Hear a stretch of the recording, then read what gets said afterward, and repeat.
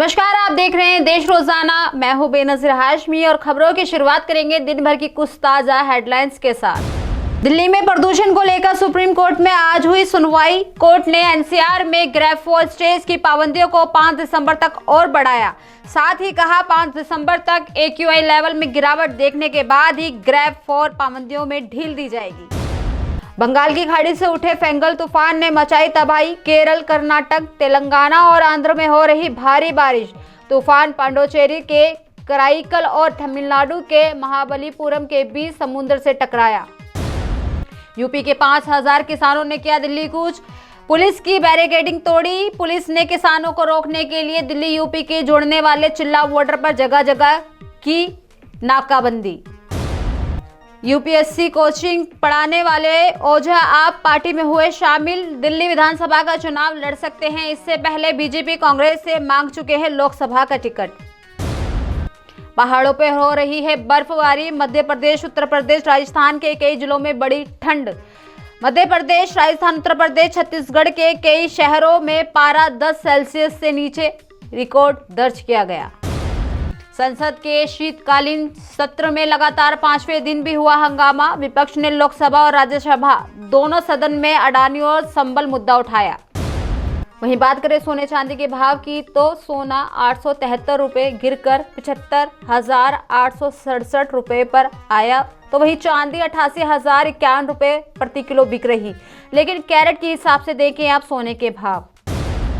वहीं शेयर बाजार में सेंसेक्स 445 अंक की तेजी के साथ 80,248 पर बंद। निफ्टी भी 144 अंक चढ़ा। FMCG और PSU बैंक छोड़कर सभी सेक्टर में बढ़त रही। ये थी दिन भर की ताजा सुर्खियां। अब बात करते हैं हरियाणा की बड़ी और खास खबरों की। हरियाणा के परिवहन मंत्री अनिल विज ने निशाने पर एक बार फिर से हिमाचल के मुख्यमंत्री सुखविंदर सुक्खू को लिया। दरअसल विज ने कहा कि सुक्खू पुरानी फिल्मों के राजेंद्र नाथ हैं। आपको बता दें कि हिमाचल रोडवेज की HRTC बस में कांग्रेस नेता राहुल गांधी समेत अन्य नेताओं के खिलाफ ऑडियो चलाकर दुष्प्रचार मामले में विपक्षी दल सुक्खू सरकार को घेर रहे हैं, क्योंकि इस मामले में HRTC प्रबंधन ने बस चालक और परिचालक के खिलाफ जांच बैठा दी है। वहीं दोनों से स्पष्टीकरण भी मांगा गया है। इस पर हरियाणा सरकार में मंत्री अनिल विज ने हिमाचल कांग्रेस और मुख्यमंत्री सुखविंदर सुक्खू पर निशाना साधा है। दरअसल विज ने कहा कि हिमाचल की सुक्खू सरकार हर दिन किसी न किसी मनोरंजन के मुद्दे पर बात करती है। मुख्यमंत्री कभी कहते हैं कि वे कर्मचारियों को वेतन नहीं दे सकते, तो कभी उनसे समोसे खाने की बात कहते हैं। अब वह इस बार वीडियो को देखने के लिए किसी के खिलाफ कार्रवाई कर रहे हैं। बताते चले कि विज ने कहा कि हिमाचल प्रदेश के मुख्यमंत्री सुखविंदर सिंह सुक्खू पुरानी फिल्मों के राजेंद्र नाथ हैं, क्योंकि उनकी हरकतें भी कुछ ऐसी ही हैं। हरियाणा सरकार ने रविवार देर रात 44 IAS के तबादले व नियुक्तियों के आदेश जारी किए हैं। दरअसल वरिष्ठ IAS अधिकारी सुमिता मिश्रा को राज्य का गृह सचिव और अनुराग रस्तोगी को वित्तायुक्त राजस्व FCR वित्त विभाग एवं आपदा प्रबंधन विभाग का अतिरिक्त मुख्य सचिव नियुक्त किया गया है। आपको बता दें कि सुधीर राजपाल में मौजूदा जिम्मेदारी स्वास्थ्य सचिव के साथ साथ चिकित्सा, शिक्षा एवं अनुसंधान विभाग और आयुष विभाग का अतिरिक्त मुख्य सचिव लगाया गया है। वहीं इनके अलावा वरिष्ठ IAS अधिकारी अशोक खेमका को परिवहन विभाग की जिम्मेदारी सौंपी गई है। अब वे सीधे परिवहन मंत्री अनिल विज को रिपोर्ट करेंगे। इसके अलावा राज्य सरकार के आदेशों के मुताबिक आनंद मोहन शरण और पर्यावरण, वन एवं वन्य जीव विभाग के साथ खाद्य नागरिक आपूर्ति व उपभोक्ता मामले की जिम्मेदारी सौंपी गई है। IAS विनीत गर्ग को उच्चतर शिक्षा विभाग के साथ हरियाणा राज्य प्रदूषण नियंत्रण बोर्ड का अध्यक्ष नियुक्त किया गया है।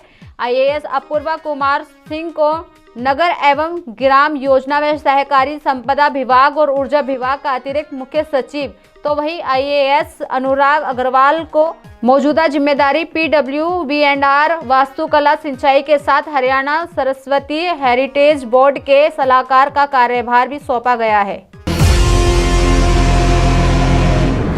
हरियाणा में भाजपा 50 लाख सदस्य बनाने के लक्ष्य के विपरीत अभी तक 21 लाख सदस्य बना पाई है। दरअसल माना जा रहा है कि राज्य में भाजपा का सदस्यता अभियान पूरा होने के बाद भाजपा शहरी निकाय चुनाव करा सकती है। वहीं भाजपा के प्रदेश उपाध्यक्ष वेदपाल एडवोकेट सदस्यता अभियान के प्रमुख हैं। भाजपा ने 30 नवंबर तक सदस्यता अभियान चलाकर करीब 50 लाख सदस्य बनाने का लक्ष्य निर्धारित किया था। हर रोज करीब 1 लाख नए सदस्य बनाए जा रहे हैं। सदस्यता अभियान दिसंबर माह में पूरा कर लिया जा सकता है, जिसके बाद सरकार जनवरी में बजट सत्र से पहले शहरी निकाय चुनाव करा सकती है। वहीं सदस्यता अभियान में विधायकों व सांसदों के सक्रियता से भाग नहीं लेने पर पार्टी असमंजस में है। संगठन के स्तर पर अभी सांसदों, मंत्रियों और विधायकों से कहा गया है कि वे सदस्यता अभियान को गंभीरता से लें। साथ में आपको ये भी बताते चले कि इस अभियान के तहत पार्टी जहां पुराने सदस्यों का नवीनीकरण कर रही है, वहीं नए सदस्य भी पार्टी के साथ जोड़े जाते हैं। हरियाणा में नया सर्किल रेट लागू हो चुका है। दरअसल इसका असर अब जमीन की खरीद फरोख्त पर पड़ेगा। इसके चलते हरियाणा में कई पॉश इलाकों के रेट हाई हुए हैं। इसमें पहला नंबर गुरुग्राम तो दूसरा फरीदाबाद का है। प्रदेश के इन दोनों जिलों में रेट सबसे हाई हैं। गुरुग्राम में 30% तक तो फरीदाबाद में 20% तक रेट बढ़े हैं। इसके अलावा अलग अलग शहरों में 10 से 30% तक की बढ़ोतरी आज से लागू हो गई है। 1 दिसंबर को यही रेट लागू होने थे। हालांकि रविवार को छुट्टी होने के चलते सोमवार से रेट लागू हुए हैं। बताते चलें कि हरियाणा के बादशाहपुर तहसील के अकलीमपुर गांव में कृषि जमीन का कलेक्टर रेट, तो वहीं फाजिलपुर और मेदावास गांव की जमीन के कलेक्टर रेट में 26% बढ़ा है। वहीं मानेसर तहसील में कृषि जमीन का रेट 10% बढ़ा है। मानेसर तहसील में group housing society private builder के एरिया में कई सेक्टर के साथ द्वारका एक्सप्रेसवे पर 21% तक का रेट बढ़ा दिया गया है। पंजाब और हरियाणा के आंदोलनकारी किसान एक बार फिर दिल्ली कूच के लिए तैयार हैं। इस बीच हरियाणा के मुख्यमंत्री नायब सैनी ने कांग्रेस और आम आदमी पार्टी को निशाने पर लिया है। दरअसल उन्होंने कहा कि ये जो किसानों का धरना है, ये पंजाब में बनता है। धरना जहां कांग्रेस की सरकार है जो एमएसपी नहीं दे रही है, वहां बनता है। उन्होंने कहा कि हम एमएसपी दे रहे हैं, कांग्रेस केवल झूठ फैला रही है। किसान संगठनों ने ऐलान किया है कि प्रदर्शनकारियों का एक समूह 6 दिसंबर को दिल्ली की ओर कूच करेगा। ये किसान संगठन न्यूनतम समर्थन मूल्य एमएसपी पर कानून गारंटी की मांग कर रहे हैं।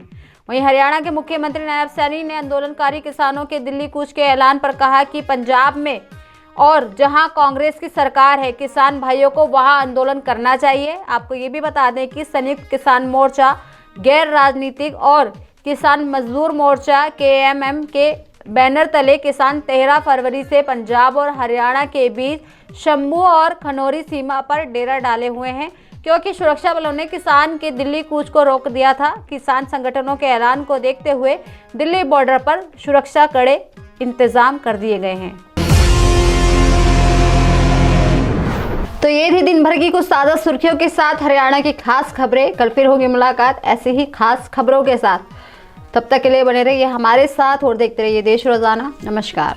हमारे साथ जुड़े रहने के लिए सब्सक्राइब करें देश रोजाना के YouTube चैनल को और नई वीडियो की नोटिफिकेशन पाने के लिए बेल आइकन जरूर दबाएं। अगर आप ये वीडियो Facebook या Instagram पर देख रहे हैं तो पेज को लाइक और फॉलो जरूर करें और ज्यादा से ज्यादा शेयर करें।